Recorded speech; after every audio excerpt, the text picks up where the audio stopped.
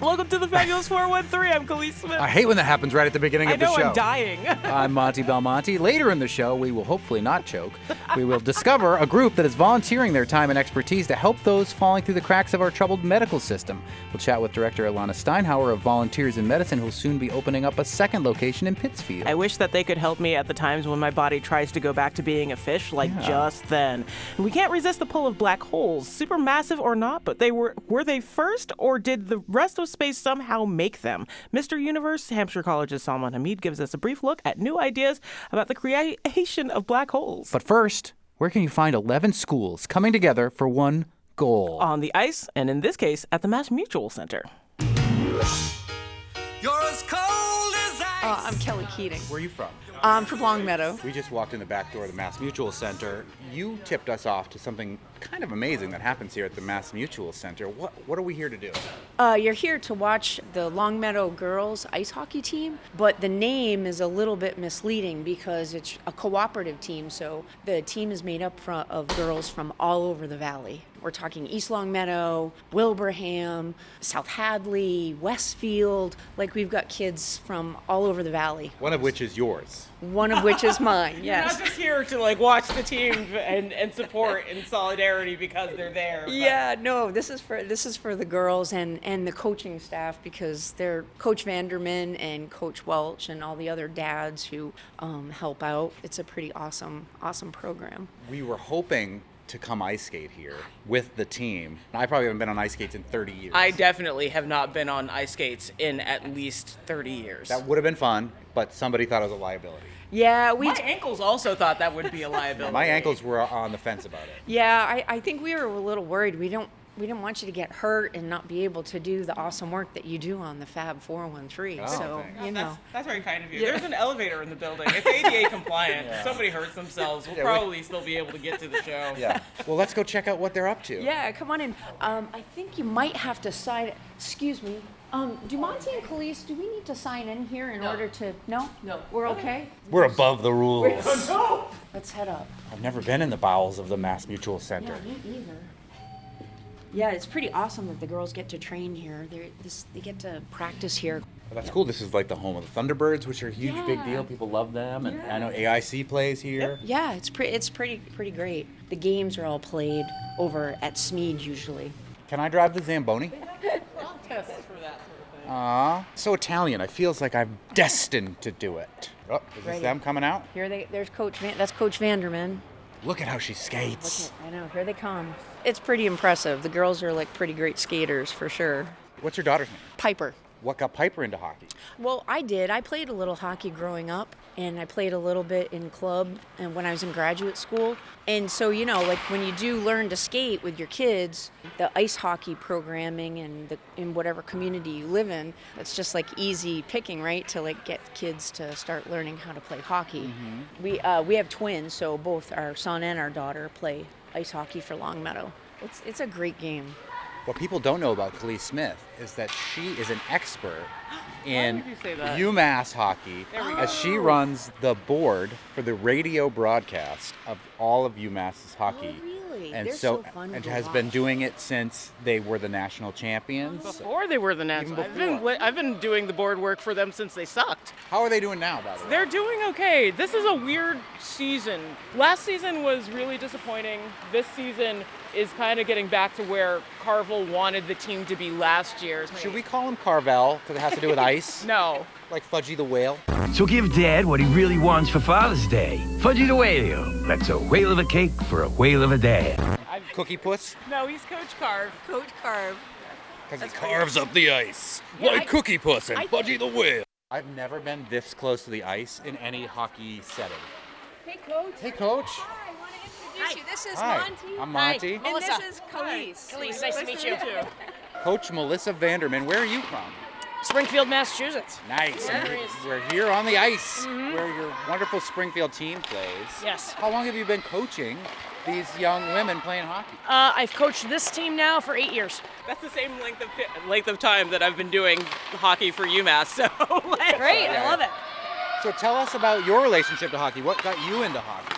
I have been playing since I was 6 years old. I was very fortunate to play at the levels that I played at. I did play in college, and I want to make sure that I kind of give back to the sport. It gave me a lot in life. It was, something that got me to the levels that I was at, got me a very good education, which in turn got me a pretty good job. I feel fortunate for that, and I think hockey had a lot to do with that.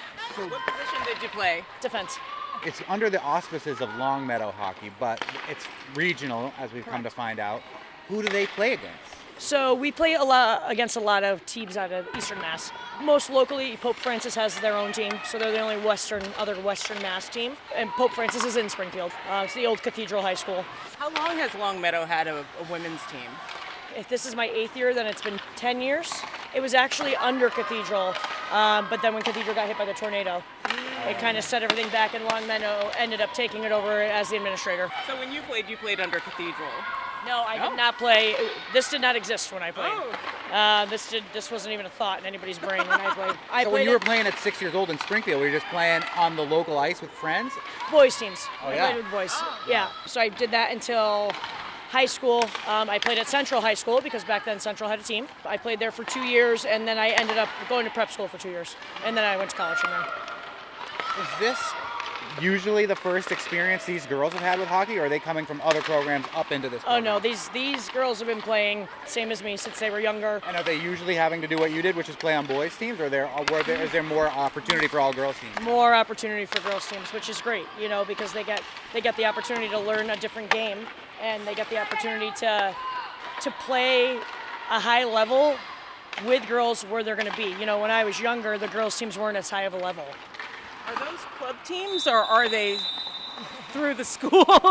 Because Club teams. Yeah, the only thing the school does is this one, pretty much. Honestly, this team is a lot, in a way, like a club because I have so many schools. How's the team doing this year? We're doing well. We're on the up. So we've won 6 in a row right now. Right. So we're 8-2, and we're just building on that. We're just looking to build and keep going. We have 6 games left. And I was going to say, does this go all the way into the summer like the Bruins do? And you're like, hockey still? Didn't the ice melt yet? Yeah, no. So the season ends February break week. So our last game is February 22nd, and then the playoffs will start. So it mimics more of the college schedule than the professional schedule. Yes. How many girls have you seen go on from this program that's under the auspices of Longmeadow, but practices here at the Mass Mutual Center in Springfield to continue to play hockey like you did in college? I do think that prep school is still somewhere that if you want to get, quote unquote recruited in college to go, that might be where you need to go. But we have gotten so much exposure, I think, in the past few years. But a lot of these kids will hope there's a club team and go to school where they want to build a career from. I want to go to this school because of engineering, and if there's a club team, I'll play on it, but I want to be an engineer, and I'd love to play hockey too. So I think that's great. It's academics first, as we know, but I've had 3 girls go Division III, and I had a couple that could go Division I, but again, chose what school they wanted to go to and played club, and we're completely happy with that. Since this is not under Longmeadow High School, if you play for the Longmeadow High School football team, you may be able to get out of class and stuff like that because they know there's a game. It's part of the school system. Yeah. Is it hard for these girls coming from all over the place to work those schedules? They get special permission, or how does it work? Their ADs are great, so I try to contact all the ADs so they know who I am. Athletic director, Anno Domine. Yeah, my AD at Longmeadow, he contacts them all, gives them the schedule. I've become pretty good friends with some of the ADs. Sometimes I get a text message, hey, so-and-so says she's got to get out at 11:45 for your game Wednesday. What time's your bus leave? And I'm like, she can leave at 12:30. Nice try, Tell her to go though. to school. So what is your team doing well? What do you want them to work on? Right now, our main thing is our communication. They don't realize the impact that communication has on the speed of the game. We've really been working on communication. They're lucky I haven't made them sprint yet, but the communication piece, and it's all the gelling. It's always a struggle to get that to happen because this is 11 different schools of girls. The only gelling time and bonding time they have is at this rink. So they don't go to school together. They don't eat lunch together. They're not in class together. To get them to learn each other in such a short period of time is the struggle. So we're getting there. Everyone's comfortable. Everybody trusts each other right now. So now it's elevating the game. Kelly, tell us what this program has meant for your daughter.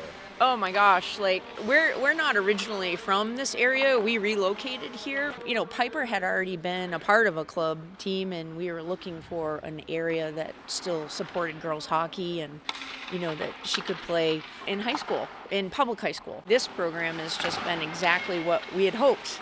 You know, she's gotten to play hockey at the high school level and in a really competitive program. Like, I think Coach Vanderman is being a little modest in terms of her success with this program and building Tell this. us the real scoop then.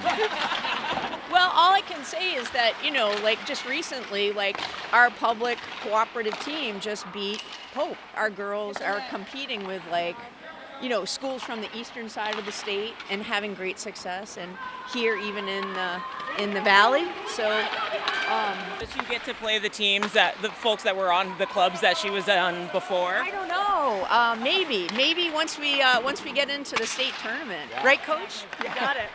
We'll be there. Don't worry. We'll be there. I was gonna say, so where are you in the rankings then with this 6-win streak? The last we saw, we were in between 7th and 8th in the state. So That's a good spot to be for upsets. So the top 32 go. So there's over 50 in each division. So I mean, there's combined about over 100 girls teams from high schools, from public high schools in the state. Yeah, so that's way more than I would have thought. yeah, so 32 go. So the top 16 host. Where does the big championship take place? The final two TD teams? Garden. Wow, that must be an incredible experience to play, where the Bruins play. Have you experienced that? I have never played there myself. I've played at Warrior Arena, their practice rink, but I've never played there. But these guys have definitely never played there, so that's the goal. The Garden's Yeah. the Is the sheet the same size? goal. This is an AHL sheet, so that one's a little bit bigger. Yeah. Look at Khalees knowing all this inside hockey lingo. I can't even call it inside baseball. The sheet, so that means the ice? The ice, yes. Okay. Because not everybody's rink is the same size. It's a thing that sometimes throws teams off. So you get into a rink that's like a little bit smaller, a little bit wider than what you're used to. You have different bounces, like the puck acts a little differently. So like it's interesting to see the difference between the plays on different sheets of ice. Some have AHL, NHL sheets, which are very, very similar, but then there's Olympic sheets, and then your standard regular kind of state rinks are smaller. So. And then you get the high thread count ones, which are just Yes. so comfy. The comfiest. Should we try to bother a player, or what do you think? They're in the middle of drills. I know. They probably want to get out of it.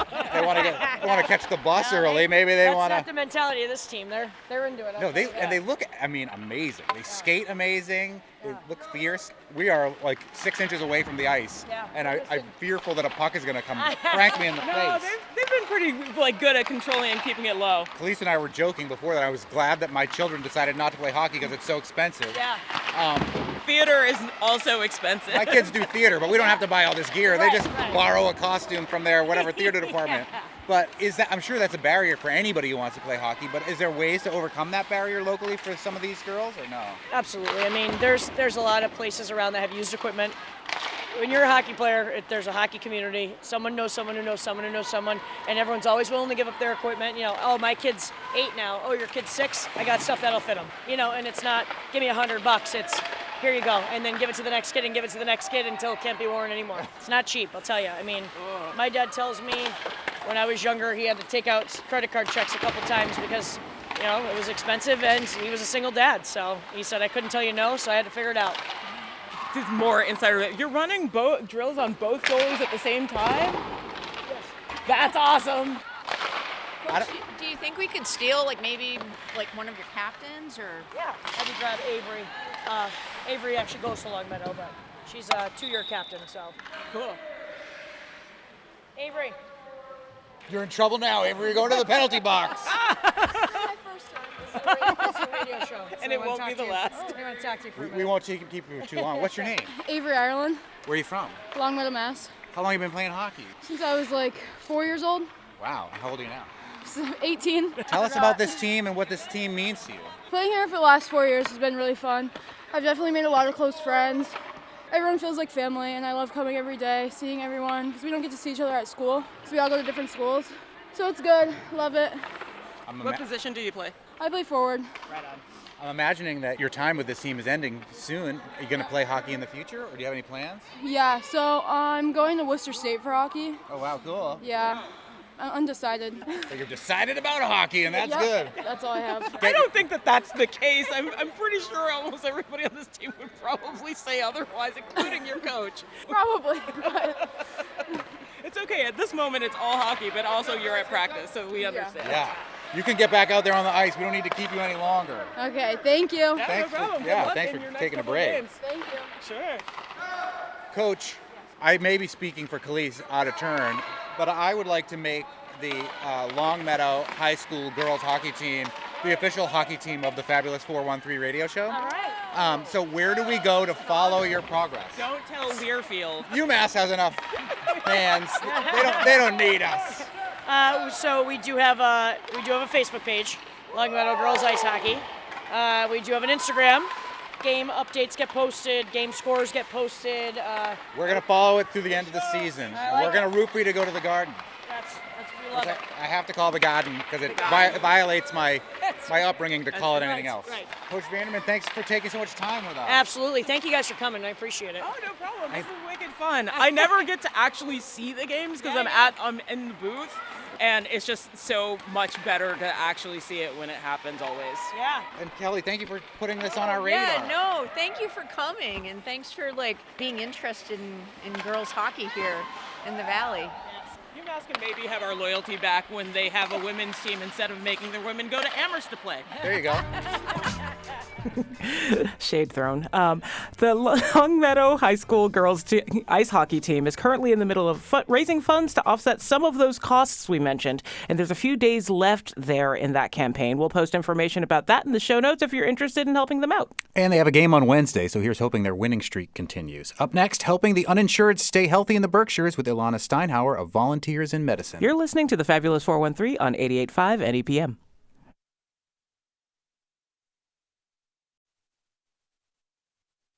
This segment was originally suggested by a listener. Dr. William Harbison writes, "Hello there. I enjoy your program." Thanks. Oh, yeah, thanks, William. I would suggest that you contact Volunteers in Medicine in Great Barrington. It's a volunteer organization that has been around for 15 years and gives free medical care to uninsured patients. The vast majority are immigrants. They are opening a new office in Pittsfield in January. They do amazing work: medical, dental, behavioral health, social services, women's health, and many more services. They now serve over 2,000 patients. I'm a retired physician from Springfield who volunteers at VIM. I would suggest you contact Ilana Steinhauer, who is the executive director and nurse practitioner extraordinaire. Well, look who we have here. Ilana Steinhauer is the executive director of Volunteers in Medicine in Great Barrington and soon to be Pittsfield. Do you call it VIM? We call it VIM. Yes, we do. That's fine with that. Vim and vigor. Along with your standard executive director responsibilities, you also act as director of medical services, coordinating patient care across all medical service areas, as well as providing acute and chronic care. My shoulder hurts, so we're going to talk about that later. In 2016, Ilana helped launch BASIC, Berkshire Area Support of the Immigrant Community, a group who works to ensure Berkshire County is a place the immigrant community can thrive. She's also a board member of Southern Berkshire Rural Health Network and Berkshire Taconic Eagle Fund. Welcome, Ilana. Thank you so much. Thank you for joining us. I didn't realize when we asked you to join that you're a nurse practitioner. That makes me so happy. I feel like it is a position that is underutilized and overly needed in a lot of communities that rely on clinic care as opposed to medical center care. So thank you for bridging that gap. Thank you. And nurses oftentimes really know what's going on in the lay of the land with the patients and are less involved in the administrative bureaucracy. And so my sister's a nurse, so I always, soft spot in my heart. I've come from a family of nurses, actually. Yeah, same. And for years, my PCP was a nurse practitioner. So again, I have a soft spot and a lot of respect for them in general. That's enough of us being you're a nurse practitioner. We love nurses, too. They're the best. And you are Volunteers in Medicine. It's not just a clever name, VIM, but you have 170 clinical and non-clinical volunteers. That is a lot of wrangling. A lot of people with high levels of training that I'm sure weren't cheap to access, volunteering their time. Talk about who you're working with as far as your staff. Yeah, so thank you so much for that great introduction. I'm so excited to be here. So we are a volunteer-based organization with a small staff. So with the expansion, about 20 staff members, and as you said, close to 170 volunteers. And those volunteers are everyone from someone like Bill, who is a cardiologist in Springfield for his career. We have some GI docs from Springfield. We have emergency room providers. We have nurses. We have medical assistants, dentists. But then we also have people volunteering as interpreters. We have people who are at our front desk. We have people who drive patients. We have people who work to ensure that the patients have their needs. And we are an organization that understands, because it is run by a nurse practitioner, that in order to really, really allow somebody to live a healthy life, they need to be at the center of that care. And by mobilizing volunteers with a small group of staff, we have really transformed how we provide health care within our organization. And not only are we allowing our patients to achieve health, but we also create a space for volunteers where they can not only be a community together, where they can be mentoring, but where they also are able to take what they have and work within our community. Your care seems to skew a lot towards immigrants who definitely don't know how to navigate our very broken, for lack of better and nuanced term, system. But does your practice also serve the underinsured who has access to your care? So we specifically only take care of people who are ineligible for health insurance at this time. When we started, it was a little bit different, but over the years, as insurance has, there's been more resources, we have universal health care in Massachusetts, we're really focusing on that population that slips through the cracks, which is the population that is ineligible for health insurance. I think what's really important to kind of understand is the system is broken, right? We know the healthcare system is broken. There are a lot of amazing people who work within the healthcare system, but it's not a system that works. And for people who are ineligible for health insurance, and primarily we are taking care of the immigrant population, navigating within that system is complicated. So we've started to flip the healthcare system around. And with that patient at the center, yes, we focus on the clinical, but we understand that 80% of what is going to make somebody healthy and, how they define their own health is important as well, is the social determinants. So everything else that impacts their health, from housing to education to income to legal. And so for us, when a patient comes in, their first appointment is not even with a clinical provider. Their first appointment is actually with our receptionists. And during that first visit, they not only get to understand who we are and what our responsibility is to them, but also, what their responsibility is as a patient. And then they immediately go and they meet with a community health worker, someone from the community that we're serving, to find out what are your most pressing needs and how can we make sure we start to address those. That allows the patient to immediately gain a system of trust and starts to decrease that stress level that they've come in with. And then we go into that clinical, and that's where Bill comes in and our other providers, and there we have those wraparound services that we talked about. The patient is then actually managed by these two care teams together, our community health worker team, our care management team, and our clinical team. And those care teams wrap around that patient to really help them achieve their goals for health.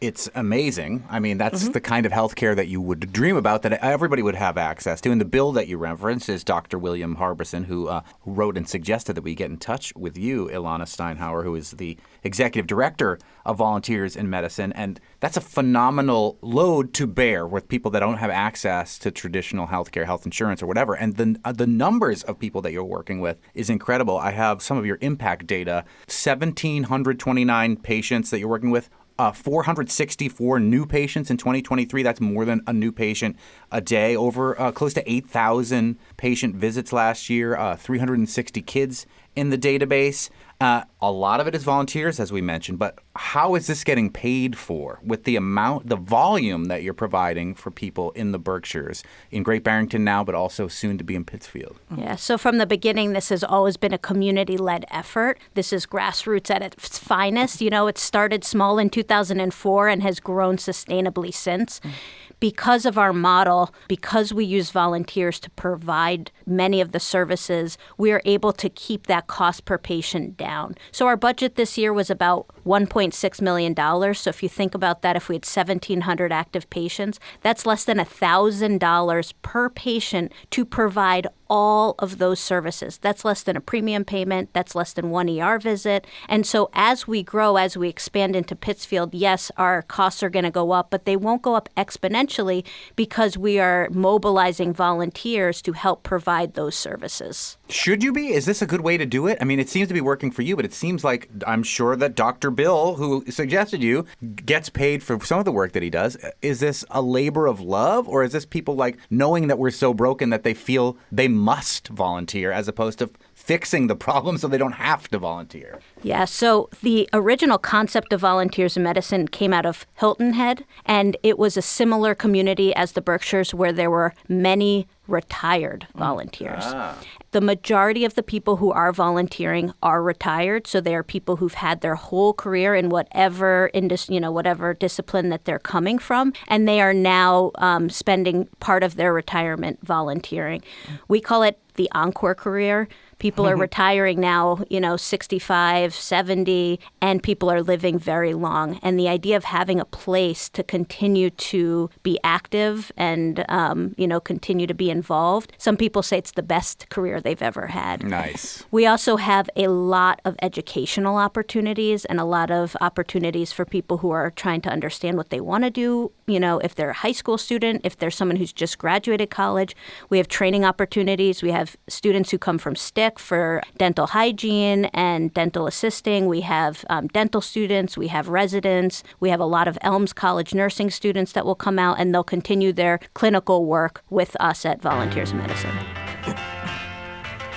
Soon we'll be talking black holes. Were they there at the beginning of time, or did they come later? We'll hear some theories about the creation of the cosmic phenomenon with Mr. Universe, Salman Hameed. But next, more about the expansion and nuances of offering medicine to the immigrant community of the Southern Berkshires with director and nurse practitioner Ilana Steinauer of Volunteers in Medicine. You're listening to the Fabulous 413 on 88.5 NEPM. We work really hard to ensure that we start to break down silos that exist within our community. Because if you have everybody working independently, it's not going to be good for the patients as well. So we are constantly working on building relationships and making sure that we are a place that can continue to invest in the future of healthcare for those who are eligible for insurance as well as ineligible. We're speaking with Ilana Steinauer, who is the executive director of Volunteers in Medicine in Great Barrington and soon to be, very soon, in Pittsfield.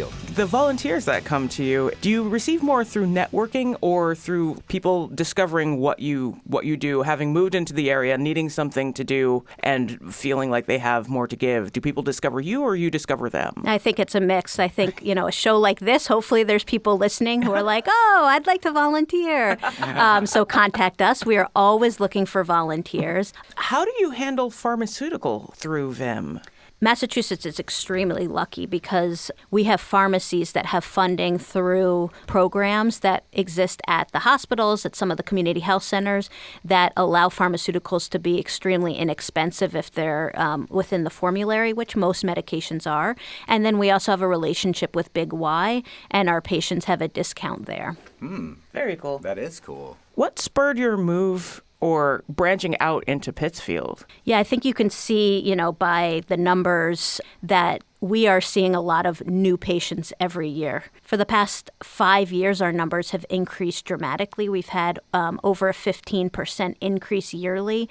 In the Berkshires, the only growing population right now is the immigrant population. And what we've also seen with that growing population is that people are moving more towards the Pittsfield area. There's more housing, there are jobs, and so there is also no transportation in the Berkshires that's really effective. And, I think we've been looking at how do you solve transportation in the Berkshires? It's really hard. And when we really talk about equity and health equity, we have to increase access. And so by opening a second location, we are literally bringing it to the doorsteps of over 50% of our patients at this point.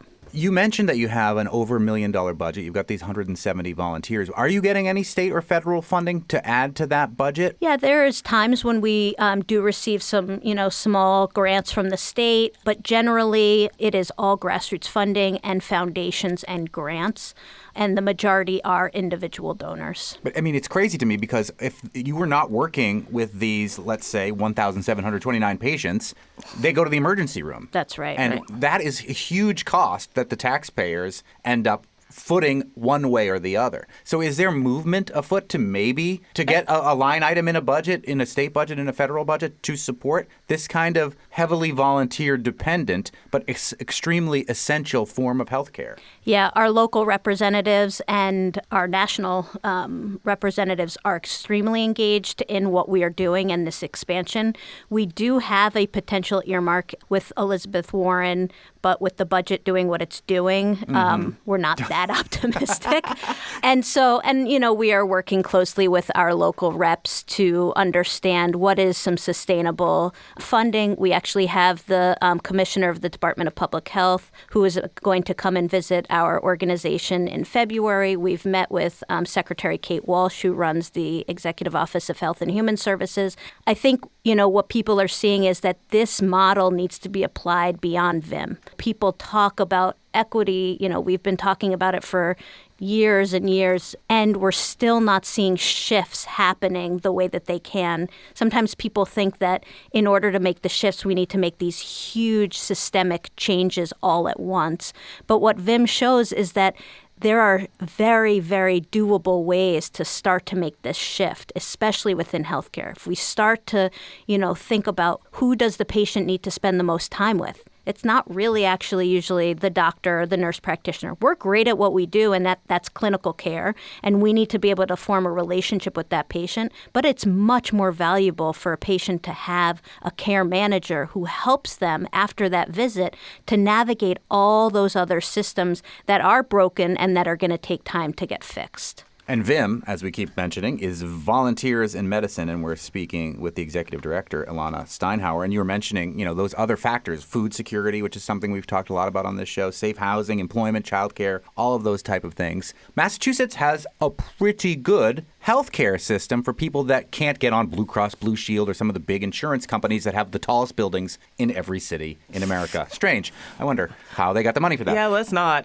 But there were recently there have been changes to Mass Health that have booted a bunch of people off of that program. How has that impacted the work that you're doing at Volunteers in Medicine in Great Barrington? Yeah, so I'm not an expert in Mass Health. We have actually not seen an uptick from that. And, I don't know if it's that people were booted. It's that people had to re-enroll. Right. And so when they had to re-enroll, that process requires navigation.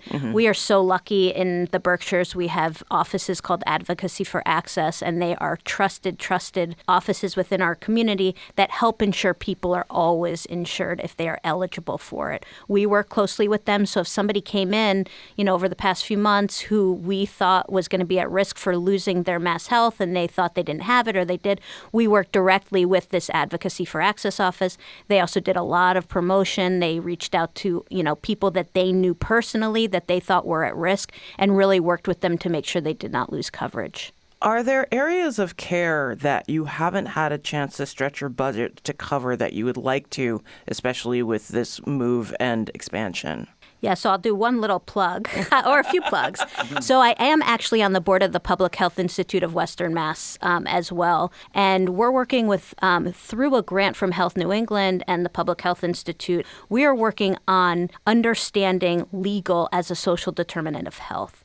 Many of our clients who are coming are new arriving immigrants that we've all heard everything on the news. And we know that the process of what is happening at our border is very complicated and confusing, and nobody knows exactly what to do once you've entered into our country. And so for us, when we see people coming into the organization, into the clinic, their number one stress oftentimes is their legal status. And so we are exploring in a rural area, so not in a city where there's the big skyscrapers and all the big law firms and the big, legal schools and law schools. How do you really address the legal needs of the immigrant population, and how do you integrate that into a healthcare setting? So these models exist, but they don't exist as much in a rural setting. And They don't exist in the Berkshires right now. They don't exist in Springfield area. And so understanding the role of the clinical providers to identify pathways, to identify how to support the clients, but also what does it look like to have legal support right inside the healthcare center. Seems like such important work that you're doing, and thank you for it. If people have been inspired by the stories that you're telling about volunteers in medicine, what are your biggest needs and how do they get in touch with you? Come check us out on our website, vimberkshires.org. We are currently, with our expansion into Pittsfield, we are always looking for clinical volunteers, so nurse practitioners, nurses, physicians. And you can do it telehealth too, right? You don't always have to go. So our doctor who suggested us to you, Dr. William Harbison, doesn't always have to drive necessarily to Great Barrington. Yeah, so we have opportunities for telehealth. We need behavioral health providers especially, and that is a great one that we can do via telehealth, and that's a much more flexible schedule. We're looking for interpreters always. That's, interpreters can be anywhere in the world. That is definitely something we are looking for, specifically Portuguese, Spanish, French, Haitian Creole. We are looking for people who just want to be and engage in the community. So, people who are bilingual who'd like to sit at our front desk and help welcome people. We are looking for drivers, So visit our website, vimberkshires.org, and there's a tab for volunteering, or you can check us out. And of course, we are always looking for donations. Well, a huge thank you again to Dr. William Harbison, who is one of the volunteers of Volunteers in Medicine, the over 170 that keep this organization that's serving 1,729 patients in the Berkshires healthy. And thank you to Ilana Steinhauer, who is the executive director of Volunteers in Medicine, who's joined us today. Thank you so much. Thank you so much. This was fun. Next time we're going to come to visit you in the Berkshires. Yeah, that would be great. Yeah. Yep. Up next, supermassive black holes, black hole babies, and more theories on their creation with Mr. Universe, Dr. Salman Hameed. You're listening to the Fabulous 413 on 88.5 NEPM. The Fabulous 413 podcast is funded by Northeast Solar, helping customers make the switch to solar for savings, energy security, and tax incentives. Learn more at northeast-solar.com. To boldly go where no man has gone before. Back at the Amherst kitchen table of Hampshire College astronomer Dr. Salman Hameed, Mr. Universe, for some kitchen table astronomy. And speaking of the kitchen, we've got a chicken-egg situation when it comes to the formation of our galaxies and the supermassive black holes within most of them. Right, so we have, Monty, talked a lot about the supermassive black holes that exist at the centers of pretty much all galaxies, including They're like ours. the nougaty center of the Milky Way candy bar. That's right. And in fact, we had recently talked about a supermassive black hole image of the event horizon from UMass telescope as well, of a galaxy M87. But the big question is, how did these black holes, supermassive black holes, so how did they get formed? These can be in the range of a few million times the mass of our sun to tens of billion times the mass of our sun. And they are at the center of most galaxies. And the question is, did the galaxies form first and then the black holes right in the center because the galaxies had denser regions in the center? Or there were these supermassive black holes as seeds around which galaxies formed, and hence the chicken and egg issue. But unlike Which we still haven't solved officially yet. So how are we going to solve this black hole chicken and egg issue? I think if you put a chicken or an egg billions of light years from here, I think astronomers will figure out a way on how to test it. What came first? And that's exactly what they did here. So the issue is that normally black holes that we know of, the formation mechanism is that you have these big stars that are much bigger than our sun, 5-10 times bigger than our sun. When they die, they turn into a black hole. And so you can even have a much bigger stars, but you can form black holes about 5 to 100 times the mass of our sun. As you can calculate, that's still a long way to go to make these supermassive black hole that could be millions or billions of times the mass of our sun. And so that has been the puzzle, and now it may have been potentially resolved. So is it a chicken or is it an egg? It's a supermassive black hole. No, so it looks like there may be another way to form black holes. Besides the death of a star. If you are going to grow to a supermassive black hole, you will need a lot of stars to die as black holes, and they would keep on growing. But you also have a limit to how much growth of a black hole can happen. I mean, there are physical limits as well, but also it takes time for that many stars to exist, that many stars to die in order to grow a supermassive black hole. So if you are looking at a galaxy early in the universe, and I'm talking about a few 100 million years after the Big Bang, so that's a lot of the James Webb Space Telescope. It has been detecting galaxies around that time. So you would expect at that time galaxies with supermassive black holes to be relatively smaller in size, because you wouldn't have had enough time to form many stars for them to die. Mm-hmm. So there was a test to that, and some recently a paper came out, I think in December, that detected a particular galaxy. And there is a whole other thing. This galaxy is called UHZ1, and it is about 13.2 billion light years away. Meaning to say, it existed about less than 500 million years after the Big Bang. So this particular galaxy is very young. Or very old, depending on how you want to look at it. Depending on how you look at it, absolutely. And the way they found it, there is a foreground galaxy cluster, which is called Pandora's cluster. It's its nickname. And again, UMass astronomers have also worked on this cluster. The light from this cluster of galaxies, which is a few billion light years away, can lens far away galaxies. So because of gravity can bend light, it can actually act as a magnifying glass.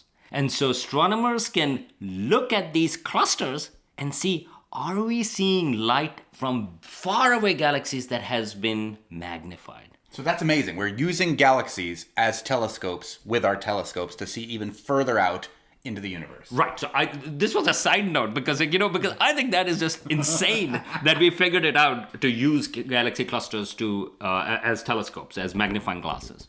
But within it, those magnified galaxies is this one UHZ1. And astronomers looked at through Chandra X-ray telescope. And they found that there is a lot of X-ray emission coming out, which actually tells you whether there is a black hole or not. Because again, the material around black holes get heated up before getting inside the event horizon. And so you can actually get a lot of X-ray emissions in that context. And they knew that this galaxy is far away because James Webb Space Telescope had seen this magnified version. There is a galaxy there. And now Chandra X-ray telescope saw there is a lot of X-ray emission coming from. And when they looked at, well, how many stars are in this galaxy from James Webb telescope? And they found that, well, around roughly 40 million times the mass of our sun. So it's a smallish galaxy, which you would expect because it's early in the universe, because it hasn't grown up yet. Mm-hmm. But when they looked at how big this supermassive black hole is, it's almost similar size in terms of mass. There are a lot of uncertainties, but it's like 10 to 100 million times the mass of our sun. And that does not happen because all the supermassive black holes that exist, including in our galaxy and in M87, those are much smaller compared to the number of stars in the galaxy. Those are like about 1,000th. If you look at just the mass of it, sure, it's called supermassive black hole, but compared to the number of stars that are in the galaxy, which is in hundreds of billions, you don't have that much mass in there. And so here is a case in UHZ1 where the mass of the supermassive black hole is almost comparable to the mass of all the stars that exist at that time, and that is about a few 500 million years after the Big Bang. So there is no way that you can grow this black hole from stars because there haven't been enough stars in this galaxy to grow to this much supermassive mass. Is this leading astronomers to believe that the egg of the black hole comes first and then brings the stars around it? And if so, what causes the egg? What causes the black hole? Right. So interestingly, in 2017, there was another paper which theoretically predicted the formation of these kind of black holes directly from the collapse of the gas that is forming the galaxy. And so everything's tumultuous after the Big Bang. Things are trying to figure themselves out, and a collapse of this gas forms, potentially, these early supermassive black holes. Right, so you have galaxies form like that too, like collapses of these things. And it turns out that you can also have these supermassive black holes form directly from the collapse of gas at the centers of galaxies. So you do not need, so in some sense, you are creating a large seed around which the galaxy is being formed, rather than a small seed of a black hole the size of a star. Here, because of gas, you start off with a black hole or the black hole seed, which is like, a few million times the mass of our sun. And that was predicted from theoretical models. And in fact, they called it outsized black hole. And this galaxy, this type of UHC1, they now have given it a name, OBG. Old dirty bastard? No, from Wu-Tang Clan? No, OBG. Oh, okay. Original, I guess, B gangster. But anyway, it is overmassive black hole galaxy. And what that means is, as it says, astronomers are pretty good at, hey, let's call it the way you see it. Let's call it a large millimeter telescope. And so what that means is that you have a galaxy which has a much more massive black hole than you would expect. And that was predicted. That was the theoretical prediction that if you have these black holes forming from a different mechanism than just the death of stars, then you would have, early on in the universe, some of these galaxies where the black holes have already formed, whereas the rest of the galaxy has not grown yet. I think this is a really cool way of thinking of how science progresses. You have this question, we have talked about this many times, and you go like, well, yeah, here is a puzzle, and of course there is an answer to it, but can we find out? And when new instruments come out, so James Webb Space Telescope is crucial in detecting that particular galaxy, from which we can measure how much mass is there in stars. You can do that. Chandra X-ray telescope that went about 15 years ago up in space, that can actually detect X-rays. And you have theoretical models that can predict, well, if it happened like this, then you should be able to find a galaxy that has a much bigger black hole at the center than you can form from stars. And voila, problem gets resolved. Of course, there are still uncertainties. This is the first galaxy like this, or first OBG that has been detected. And there is one potential issue that can come in, and that is the measuring the exact distance to that galaxy. Because as I mentioned, sort of like this is so far away that this galaxy light started when the universe was only 500 million years old. But maybe we may be making a mistake in measuring distance. So people are actually going to test out. There are other ways to measure distance more accurately.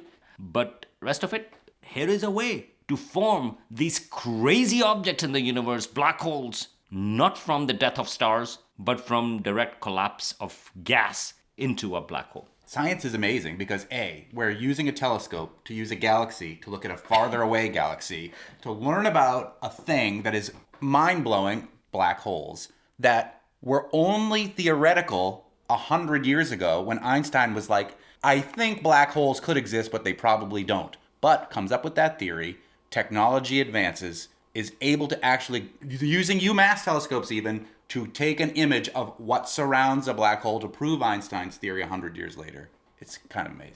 And 100 years ago, we didn't even know galaxies exist. Because there was a big debate whether is it just the Milky Way, the whole universe, or these fuzzy little patches that we see are those, what they called at that time, island universes like ours own but farther away. And so that debate happened in the 1920s. And so to come from there, and now we are talking about these galaxies like 13 billion light years away. It's absolutely phenomenal. And these questions being resolved by little people on a tiny little planet are going around Milky Way galaxy with a few 100 billion stars, and our sun just being one of them in the outskirts of the galaxy. And we figured it out. I think, kudos to us. We do a lot of terrible things. We keep on doing it. But, sometimes, credit where credit is due. I think we are doing pretty good. So we think it's the egg, though, right? The egg came first after all this. Yes, the egg. Yes, actually, that is true. The egg came first. With chickens too, or no? No, chickens grew up later. Although we talk to Mr. Universe every week, both Ilana Steinhauer from Volunteers in Medicine and the Longmeadow High School girls hockey team today were suggested by listeners. Because we're also listening to you. Don't make it creepy. But for real, we love listener suggestions. Keep them coming. We may not get to them all, but we do love reading about the things that you love in the area and then sometimes getting to find out about it ourselves. In fact, we had a listener, Daniel Idle, email us mid-show that his daughter plays on UMass women's team. Khalees worked with UMass hockey for 8 years, and she nor I had any idea that UMass has a women's hockey team. Which led us down a little bit of a rabbit hole because the team isn't through the athletics department, although they are a part of the American Collegiate Hockey Association, so they've had to make their own way. They are student-run. And to that end, they too are raising money to fund their season because they need tickets to go places. We'll figure out more about this in the future, but at the moment, they have 6 more games you can check out at the Mullen Center, including this very weekend. Fun times for sure. I'm Khalees Smith. And I'm Monty Belmonte. We'll see you tomorrow on the Fabulous 413.